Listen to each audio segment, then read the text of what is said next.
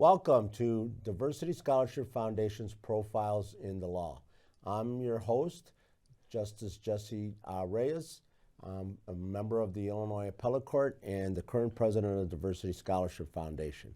And it's good to be back. We took a little bit of a sabbatical due to COVID, but now we've returned, and our first guest in this continuing segment of profiling leaders in the legal community is Adams Zebelian, who is a practicing lawyer and also the current president of the LAGBAC.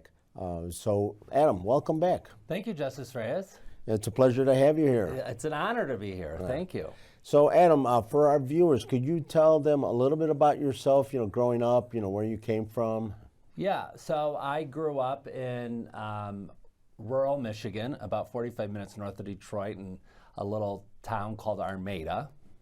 It's spelled Armada, but for some reason it's pronounced Armada. I went to Michigan State for undergrad, at Penn State for law school, and now I am a partner at Schiller, Canto and Fleck, and I practice family law. Oh, congratulations. Thank you. Yeah. Thank you. It's a recent promotion, so. Oh, well deserved, well deserved. And you said that you went to undergrad in Michigan. What was your concentration in terms of your studies? So like many kids, I wanted to be a doctor. So I majored in human biology. Soon after I started with the science courses, I realized this was not for me. And I figured at my freshman year at Michigan State, I would go to law school, but I'd finish the pre-med degree. I hated the science classes, and I also was terrified of blood, so I figured being a physician isn't going to work. And so I finished the degree, and then I went to law school. Okay. Now, you do have a family member that's a doctor, right? Yes. My brother is a hospitalist in Michigan. Okay, good. All right. So you went to Penn State. Penn State. And tell us a little bit about law school. What was the experience like for you? I'll have to say that it was probably the best 3 years of my life, which you're not going to typically hear that from a lawyer, right? That their favorite 3 years in their lives was the period while they were in law school. But it was the first time I had really been away from home. I grew up in Michigan, went to college in Michigan. I was in college an hour and a half away from Armada, where I grew up. And I was with many of my high school friends, which was great at Michigan State. But when I moved to Pennsylvania, it was the first time I was really on my own. I came out of the closet fully. There was incremental steps up to that point, but I came out of the closet. I was embraced by my law school classmates, and it was just a great experience. And like I said, the favorite 3 years of my life. Okay. So you went to undergrad and you went to law school, but you had an obstacle to overcome before you went through college and law school, right? Yeah, so actually when I was in elementary school, I was not the best kid. And this was in the early 90s, right when the diagnosis of ADHD came out. And I was diagnosed with ADHD. Severe ADHD, actually, and luckily I had the resources, loving parents and college-educated parents that embraced the science at the time and worked with my pediatrician, and I went from being in the special reading classes and the slow reading classes to eventually becoming a straight A student, which got me into a pretty good college and then got me into a pretty good law school. But it was a learning disability that I did overcome. Okay. And as an adult now, do you still experience that? Are you still suffering from ADHD? Sometimes, from my understanding of the disorder, is that some people do grow out of it. And I believe I did grow out of it at a certain point. So I don't feel those effects today. But not everyone does grow out of it. And some people actually experience ADHD as adults, and they didn't have it as children. So it just depends on the person, I guess. Okay, great. Well, that's an obstacle that probably held you back a little bit, but then you were able to overcome it in time, and now you've become a partner in a large law firm in the city of Chicago. So how did you get to Chicago? So my goal when I left Michigan State was to move to Chicago. I ended up getting into Penn State, and randomly, my mother is a retired pharmaceutical scientist, and they would hold all their conferences in Pennsylvania at Penn State. So growing up in Michigan, I didn't have just the Michigan State t-shirts or the University of Michigan t-shirts. I had Penn State t-shirts. So I grew up being a Penn State fan, and so when I got in, my mom said you had to go. So I went, and it was an enjoyable experience, all in all. But I had no choice. My mom made me go. So I couldn't go to Chicago because I had to go to Penn State. But then once I was at Penn State, I told my career services director that my goal was to move to Chicago after graduation. In 2007, the National LGBTQ Bar Association had their conference here in Chicago. And so my director, the director at Penn State of Career Services, said, why don't you go to this conference? It was at that conference that I met lifelong friends, many of whom you know, that recruited me to come work at the Cook County State's Attorney's Office. My goal when I went to law school was to be a criminal defense attorney, specifically a public defender. I had a very prominent former public defender professor that told me that a good prosecutor can do a lot of good because you have all this discretion. You should look at prosecutorial roles. And so when I got hired by the Cook County State's Attorney's Office as an intern, I guess I did well enough that they hired me to come work as an assistant state's attorney, and that's how I got to Chicago. Right. So you always saw yourself as a litigator. Yeah, I have the utmost respect for people that do transactional work because I could never do it. But if my idea of going to law school was always to be a courtroom litigator and be in the courtroom. Ironically, now that I'm no longer a state's attorney, I'm now a divorce lawyer, family law attorney, I don't get the big dramatic jury trials anymore because all of our cases are bench trials, but I still throw in a little flair if I'm in the courtroom. So what opportunities did you have in the state's attorney's office in terms of litigation? Where did you start and where did you end when you left? So there were 3 different divisions that you started out at when I was hired in 2009. It was either the appellate division, first municipal division, which was very low-level misdemeanors. Well, no, they were all misdemeanors, not just low-level, all misdemeanors, other than specific misdemeanors, traffic and domestic violence. And then the other division I think it was traffic at the time, which did low-level traffic violations. Everyone wanted to go to either traffic or first municipal because you got juries. Okay. But I ended up going to the appellate division where all you're doing is writing appellate briefs. So I was very disappointed not knowing that that was a great place to start because you learned how to write. So I started in the appellate division. I went to the domestic violence division. I was there for 2.5 years, and I was in the Special Prosecutions Bureau where I did public corruption and financial crimes. And I also helped with the gang cases because the gang unit was in the Public Corruption Bureau. And so I would run down the hall and get on some of their cases because they were cool. So I worked in the public corruption unit of the Special Prosecutions Bureau, and then I went to the civil unit, in which we defended in the Civil Bureau, the part I was in, the division I was in, we defended the county in 1983 actions. Yeah. So you started out in the appeals division, and one of the things that you do in the appellate division is to basically see the errors that were committed at the trial level, right? So did that help you along your line of becoming a litigator down the road? 100%, because I knew early on how important the record was. It was important when I was a prosecutor. I made sure that everything was very clear on the record, what evidence was being admitted, what exhibits were being admitted, so that the record was clean, or at least clear for an appellate justice like yourself, so that everything was more streamlined. That's helped me now that I'm not a prosecutor as well.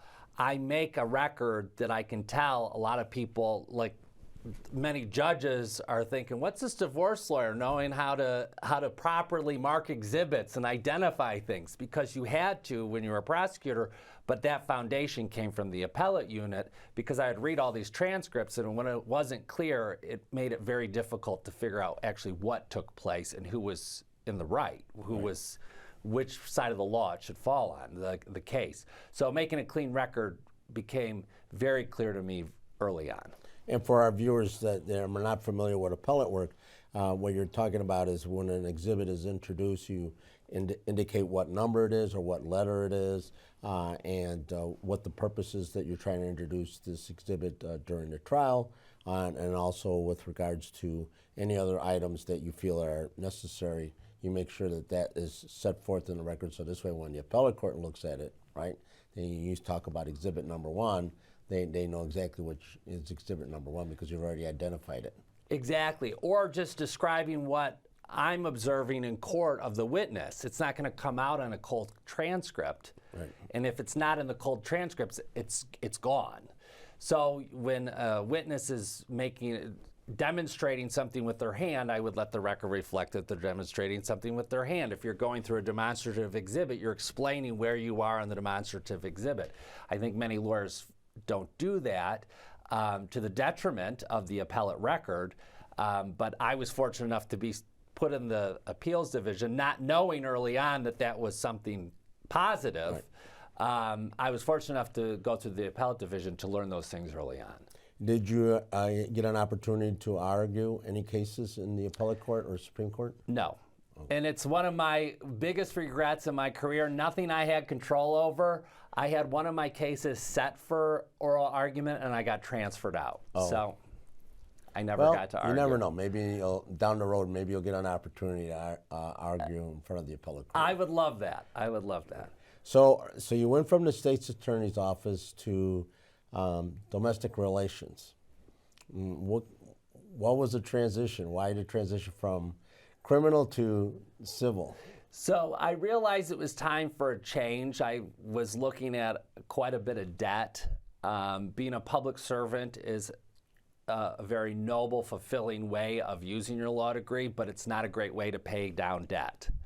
So I realized I needed to make a change. Mm-hmm. And I was talking to some friends of mine that I wanted to make this change, and one of them said, I think you'd be a good divorce lawyer. And at first I was offended, but it ended up being true. So anyway, they said, you'd be a good divorce lawyer. My husband works at this great law firm. Why don't you talk to him about it? And then the rest is history. I ended up getting a job there as an associate, and I've been there for almost 7 years since. So. Well, congratulations. Thank you. Yeah. Thank you. And so your clients are basically individuals who were no longer able to stay in a married or marital situation, right? That's correct. Most of my clients are married couples or people that were married that are still fighting after the divorce. But we also serve people that were never married but have children together. Okay. All right. Now, do you do any pro bono work as well? I do, yes. Okay. Could you describe a little of the pro bono work you've done? Sure. It's the same work, but it's for indigent individuals that can't afford to pay an attorney an hourly rate. A lot of that work involves custody issues because custody issues can be very expensive because they're so time intensive. Mm-hmm. And so some of that work involves people that don't have the resources to hire a lawyer, but our law firm will take them on as clients for pro bono purposes. And let's just say, for example, someone was interested in having a lawyer do pro bono work. How would they go about, would they go through the bar associations? Would they call the law firms directly, or how does that happen? I know the Chicago Bar Association has resources on its website for pro bono work. I'm pretty sure they still do, but also, if they can contact our law firm directly, sdflaw.com, and there's ways to get in touch with us. And then if they qualify, the case is reviewed. If they qualify for our pro bono services, we take them on. Okay. So you've had a stellar career as a litigator, as a practicing lawyer? Well, I don't know stellar, but I've had a career as a litigator. Well, Well, let's just say that it's close to stellar. How's that? All right. But you also give back to the community, and very early on in your law school career, you got involved, and you've been involved throughout your professional career. Could you tell our viewers a little bit about some of the things you've done in the past?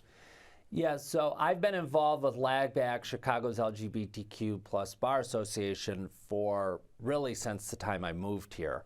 But in addition to Bar Association work, I volunteer for Chicago Alliance for Animals, which is an animal rights group that advocates for certain laws to be passed in the city of Chicago that are on behalf of animal rights issues, or on behalf of animals that can't speak for themselves.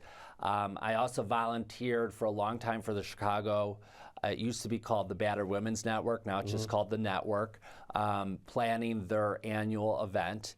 One of the main reasons why I became a prosecutor is because after my first year of law school, I worked in a city attorney's office outside of Detroit, and really I found it very motivating and something that I wanted to devote at least part of my career to, working with victims of domestic violence, dealing with domestic violence issues. I was fortunate enough to be raised in a very loving, caring household, but not everyone's that fortunate. And when I learned of these issues out there, I realized I could do a lot of help as a prosecutor after some cases I saw at the city attorney's office. It was in Warren, Michigan. So that's how I got it. When I was in the domestic violence division at the state's attorney's office, I got involved with that organization, which provides resources. It's an umbrella organization that provides resources to individuals impacted by domestic violence. I volunteer with the Chicago Lighthouse. I'm on the junior board. I've been on that for a while. Diversity Scholarship Foundation, as well as I helped found Stonewall Sports, which is an LGBTQ sports organization that not only, our main thing is kickball, which is very fun, but we have other sports, but we also fundraise and give back to LGBTQ organizations. And on behalf of the foundation, we want to thank you for always giving back through the foundation. You know, it's important work, as you know, and we always appreciate your involvement every year. I appreciate being allowed to participate. You indicated that when you came to Chicago, you became very involved in the LGBTQ community, and you're the president of the organization. Could you tell our viewers a little bit about the organization and its purpose and objective, and some of your future plans as president? So it was founded in 1987. It's one of the oldest and largest LGBTQ plus bar associations in the country. When it was originally founded, LAGBAC stands for Lesbian and Gay Bar Association of Chicago. A few years back, we changed the name. So we changed it to LAGBAC, which is just the acronym because that's how we're known throughout the country, hyphen Chicago's LGBTQ plus Bar Association. So we changed the name. But back then, it wasn't even about the name. People were concerned about participating in the Bar Association. I recently heard from several judges, a lot of whom you're friends with, that founded the organization back when they were young lawyers, and people were hesitant to even put their last names in the board meeting minutes. No law firms would host the board meetings. Many things have changed in Chicago. We've progressed quite a bit from that point, but I think that part of what I would like to see happen, and I know several other board members want to see this as well, is recognizing really the history makers that have forged the path to where we're at now. So that is one thing that we're looking at, doing kind of a history makers event this upcoming year. I would also like to see, and I know many of the board members agree, more participation with other bar associations, partnerships, more CLEs, as well as expanding outside of Chicago, especially now in this political atmosphere and how the community has been under attack in some regions of the country, and steps have been taken backward in many regions of the country, and I think that may be true in parts of southern Illinois or even our neighboring states like Indiana or to reach out to more bar associations to the extent they exist in the more rural areas around us, to be a resource to them. So you said it's the oldest? It's one of the oldest. One of the One of oldest. the oldest and one of the largest. I don't think it's the oldest. It may be, actually. It may be. But Oh. now all the major cities and even smaller cities have these organizations, which is great. They Yeah. have, so, but I think we're one of the oldest, if not the oldest. Okay, all right, all right. And so you mentioned some of the initiatives. Any other initiatives that you personally would like to see to get implemented as president?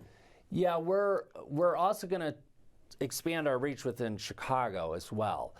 Get out of Lakeview, have some events in other areas of the city where our community members live. Not everyone lives in Lakeview, so I think we're all working toward expanding our reach, not only to communities outside of Chicago, but the communities inside of Chicago, or within Chicago, that we don't always have a presence in. So I think that's one of our goals as well. Right, and then wasn't there a national conference here held in Chicago recently? Yeah, this past year, the National Bar held their conference here like they did back in 2007 that I participated in when I lived in Pennsylvania. And Did you notice any changes since then? many changes, but also many familiar faces, which is good too. So, but many changes since then. But I think the tenor of that conference was in urban areas, progressive urban areas, many things have improved. But in other areas of the country, things have reverted. And I think that was the tone of the conference. While we need to celebrate how far we've come in certain areas of the country, but also recognize how far things are reverting in other areas of the country. This year has a record number of anti-LGBTQ bills and proposed in legislatures throughout the country. And obviously not here in Illinois, not in New York, but in other areas of the country. And that sort of record-setting bigotry is something that those of us that live in more welcoming and open communities need to recognize and help fight against. So, Right. So the association also provides scholarships, correct? that's right. So our foundation, the 501c3, the tax-deductible arm, How long has that been in existence? that's been in existence for not as long as the organization, but I don't know the exact length of time the foundation's been in existence, but it's been around for quite a while. And it provides, it's a tax-deductible arm. So us as a professional organization, we're a nonprofit, but any money you give to the organization is not tax-deductible, but the foundation it is. And the foundation provides scholarships to about 7 or 8 students, depending on the year and how good we do at fundraising. Scholarships to 7 to 8 students who are from our community. 2 of them are usually state's attorney interns, and so it's a great part of our organization, although we're separate for tax purposes. Okay. All right. But again, it's something that if anybody wanted to know about the foundation or the association, how would they find out some more information if they wanted to? LAGBAC.org. Okay, for both For foundations? both, we have a tab to be linked to the foundation's page. Oh, okay. All right.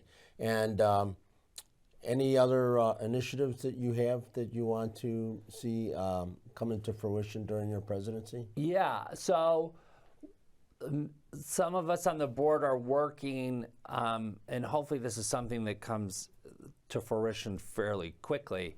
We're working on figuring out a way with the amount of migrants coming into Chicago, figuring out a way where our bar association can be of help. We have an immigration lawyer on our board that's involved in a lot of nonprofit organizations that provide pro bono help to migrants. And so we're seeing how the association can work with these nonprofits to be of aid, even if it's filling out applications or what have you. So hopefully our Bar Association gets involved in helping these people that have come here for asylum.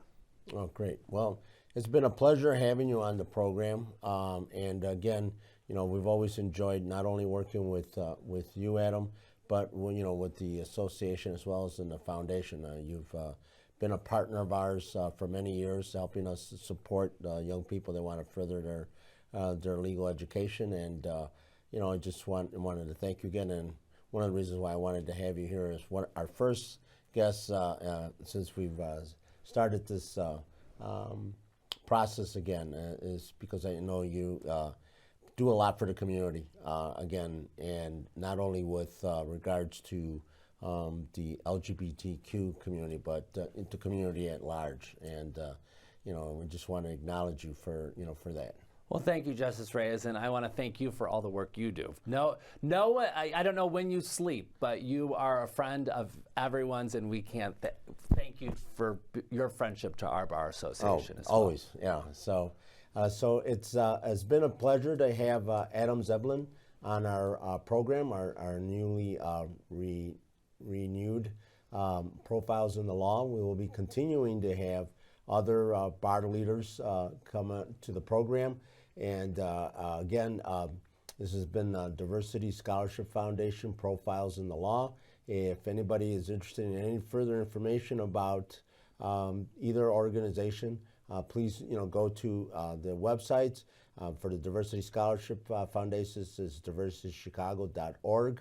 We have a website that has a lot of information about the organization, how it started, and some of the past recipients and some of the other programs that we've had.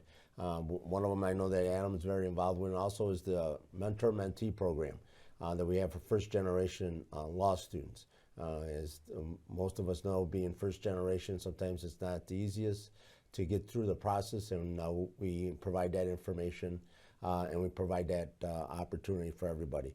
So again, we want to thank you. We hope you enjoyed listening to this conversation, and we're going to have some other down the road in the months to come. So thank you again for joining us on Diversity Scholarship Foundation's Profiles in the Law. And I've been your host, Jesse Reyes.